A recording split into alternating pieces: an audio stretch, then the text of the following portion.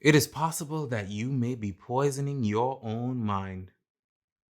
You might very well be one of the most toxic people in your life. So before you cut off people who are always so negative, check the accuracy of their criticism first. BTSW speaks. This is like a really sensitive topic for me, not because it applies to me, but because I know a lot of people that it applies to. Like a lot of people. As a matter of fact, it probably applied to me at one point because it's so easy to fit this description. Okay, so for those of us that are already ahead of me because they understood the code immediately, I am basically talking about narcissistic people. Now, the main thing that you need to understand, which is kind of tricky and a bit paradoxical, is that a narcissist will never admit to being a narcissist. And people who are behaving in a narcissistic tone, it's really hard for them to admit that they are behaving in a narcissistic way because they are behaving in a narcissistic way. Now, what the quote is saying is basically describing what a narcissist is and how people can be narcissistic through their actions, right? There are a lot of people who say things like, "But I ain't nothing to cut you off. Ain't nothing to cut that person off. Like my cutoff game so strong. Like I'd cut off somebody in a heartbeat. I cut so much you thought I was a DJ. I cut so much you thought I was a surgeon. I cut so much you thought that was my job in some way, shape, or form.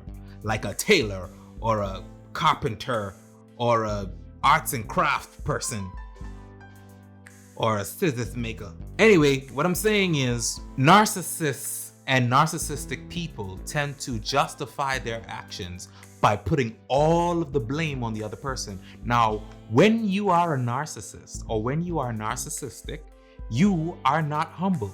Humility, which is the noun word for being humble, or another way of saying being humble. Humility is what keeps you from being arrogant, from being a narcissist, right? It keeps you level-headed and flat-footed and grounded, down to earth.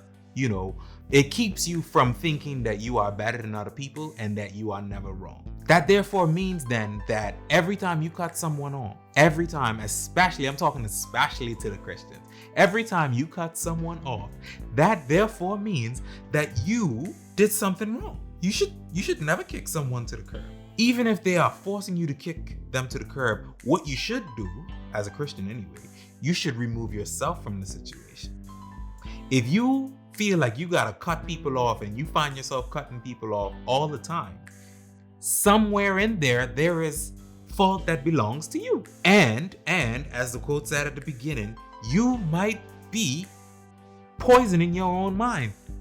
You might be thinking that, oh man, I'm just surrounded by toxic people and all these people just out to get me and everybody just have negative opinions about what I want to do and how I feel and what I want to do in my life and all that stuff. Okay, you know what? You might not be wrong. However, how did you get there? Did you just pop up in the midst of a bunch of negative people? And moreover, second question, are they really wrong? Like if someone says to you, well, that's not a good idea, and then they explain why it's not a good idea, even though you feel negatively about what they're saying, is what they are saying really negative? Or is it just true, accurate?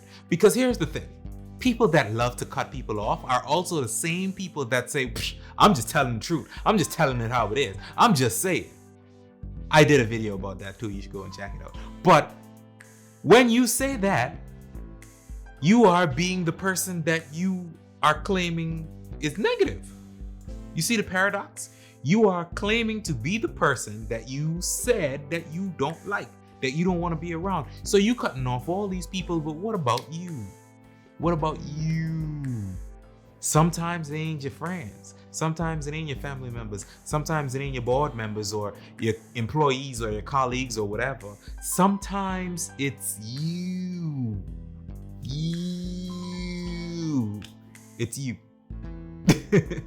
All I'm saying is, you know the phrase, it takes one to know one. That is probably the most accurate phrase. So let's say, just for argument's sake, just so that you could understand, if you are a narcissistic person, if you feel like this kind of applies to you, let's just say that you made the right decision and you cut the person off.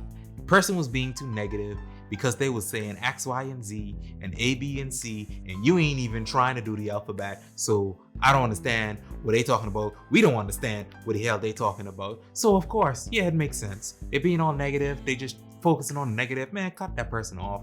Stop talking to that person. Dead the conversation. All of that good stuff, right? So you are correct, 100%. How they know?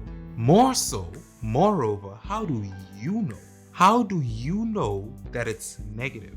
How did you become so good at identifying toxic traits, toxic people, toxicity in general, if you don't have a little bit of that on the inside of you?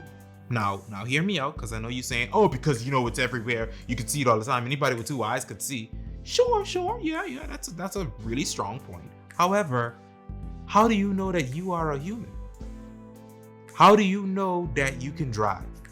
How do you know that you are walking the correct way? How do you know that you are riding the bicycle the right way?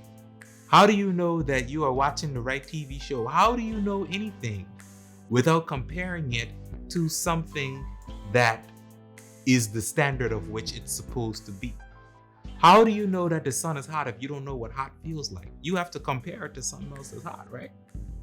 How do you know if toxic really is toxic and not just accurate without having some application to yourself? Listen, I know this might be a little complicated, especially for any narcissist or narcissistic person that watches this video.